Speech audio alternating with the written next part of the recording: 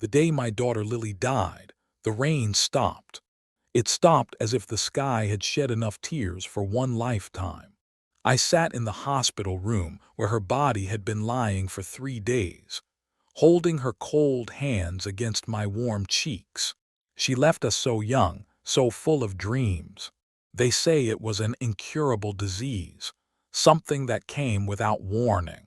They say it was fate. I know better. She was a fearless woman, Lily. Even in her last days, she was chasing truth and justice the way only she knew how.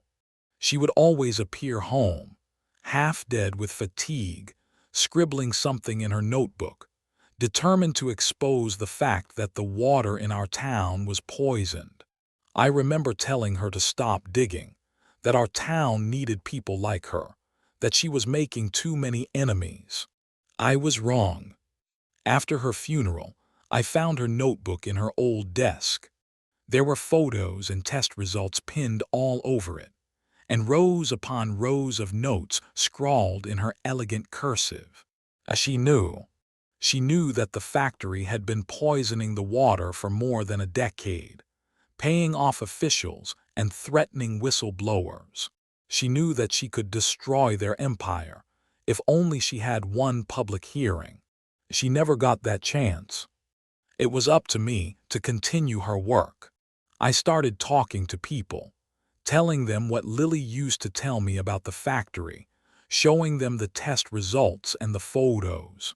Some listened. Some told me to go away. It hardly mattered. Nothing mattered after losing Lily. The last straw came when I received a letter saying that Sterling Chemical Company, the evil corporation responsible for poisoning our town, was suing me for millions of dollars. They will pay, I thought grimly as I read the letter. After losing my daughter, I barely had any fear left. I was angry, raging mad at the lies and corruption that had stolen her life. But Sterling Chemical was in for a surprise.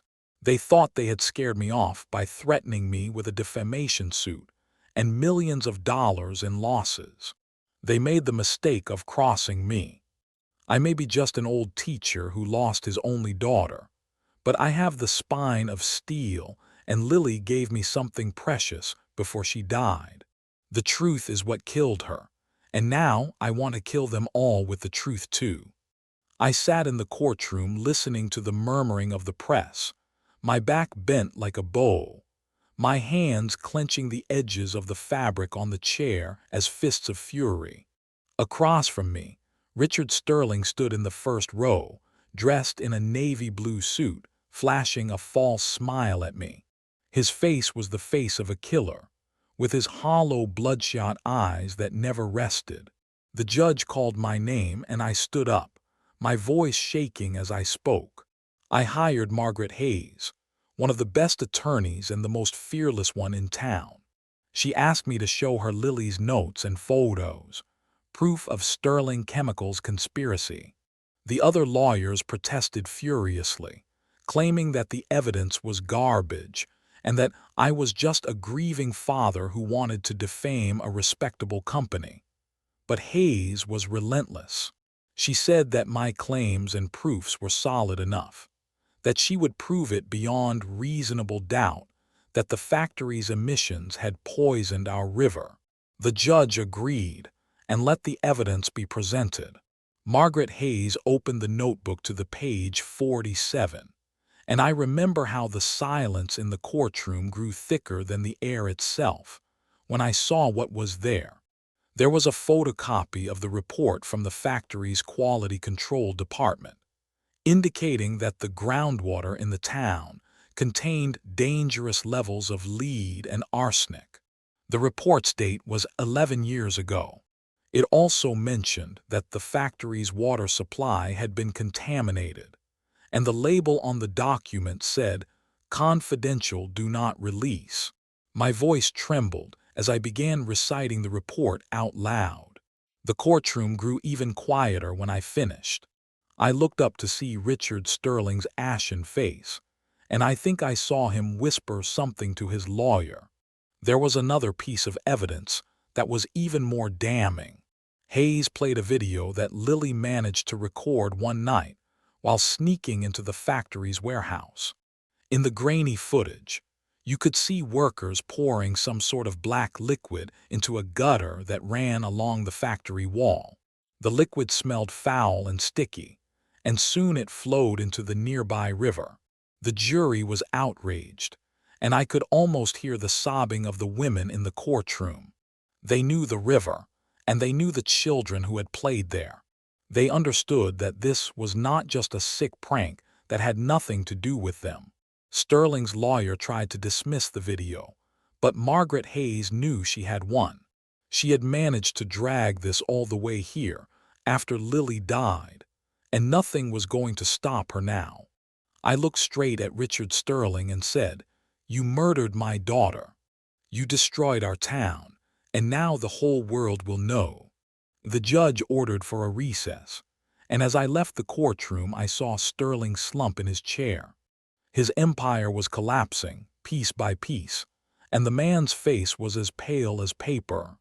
He had a long way to go before his reign of terror was over. The recess came as a blessing to me because I was shaking, but not from fear. I stood in the courthouse's entry hall looking out at the sky when a group of people gathered around me. These were Oakdale residents, mothers with their little ones, older couples, and some college students. They were cheerful and kind, waving little signs with their messages. I remember thinking that Lily was right to love this town because everyone here was so welcoming and accepting. Some of these people even cried when hearing the news, and others gave me a thumbs up when asking if I was doing okay. She was always by my side, giving me strength. It wasn't over yet, but it was getting there. Sterling Chemical had many influential friends who pulled a lot of strings, and that evening, someone knocked on my door. When I opened it, a man dressed in a black suit greeted me. He said his name was Mr. Barnes and that he represented Sterling Chemical. He offered me a deal, $1 million in cash, a public apology from the factory, and an end to the defamation lawsuit. He asked me to erase all evidence and disappear from the face of the earth. "Your daughter's voice will not haunt this city anymore," he said. I smiled at him and told him that he was wrong. The world would remember her, and Lily's voice was far too beautiful to be drowned out by the greed that made her die. The next morning, Richard Sterling was called to the stand. He spoke of his ignorance, how he knew nothing about the factory's crimes, and how it was all those lower workers who did it. He was feigning concern about the suffering of the town's people, and even shed some tears. Margaret Hayes, however, had something special in store for him. She presented Lily's journal one last time, and showed the jury a letter written in Richard's own handwriting. It turned out that he was directly responsible for the cover-up. He ordered for test results to be falsified and for the health department to be bribed. His lie finally unraveled when the jury looked at the letter. Richard Sterling's tears evaporated, and a look of horror washed over his face. The last piece of evidence came from one of Richard's former managers, who had been fired for refusing to continue covering up for the factory's crimes. He confirmed everything that had been written in Lily's journal and in the pages of the notebook. He even showed the court a video of Richard giving orders to his men. The manager said that he had kept it for 10 years because he wanted the day to come when someone would see through the lies and make the criminals pay for what they did. Richard sat stunned and silent as his lawyers whispered frantically in his ears. Their words seemed to have no effect on him as they tried to convince him to plead guilty. The truth had finally caught up with him, and I looked at the photo of Lily in my hands and whispered, "This is for you, my darling." The last piece of evidence against Sterling had done its job, and I knew that soon his reign of terror would be over. The final day of the trial arrived, and I stood with Margaret Hayes in the courtroom where the press had gathered. Journalists from all over the state had come to hear the judgment. I remember clutching Lily's notebook to my chest, as if it could shield me from the cruel world. Richard Sterling stood in the first row, looking like a broken man. His suit was creased, and his face was ashen. The King of Oakdale had finally lost his crown. The jury deliberated for 2 hours before returning to the courtroom. They looked solemn and grim, and the foreman stood to deliver the verdict. All the families involved in the case were there to hear it. I was proud to say that they were all there, holding hands, united in their quest for justice.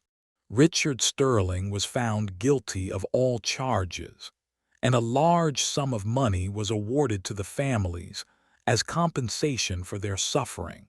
The factory was ordered to permanently close its doors, and Richard pleaded guilty to endangering the town's welfare.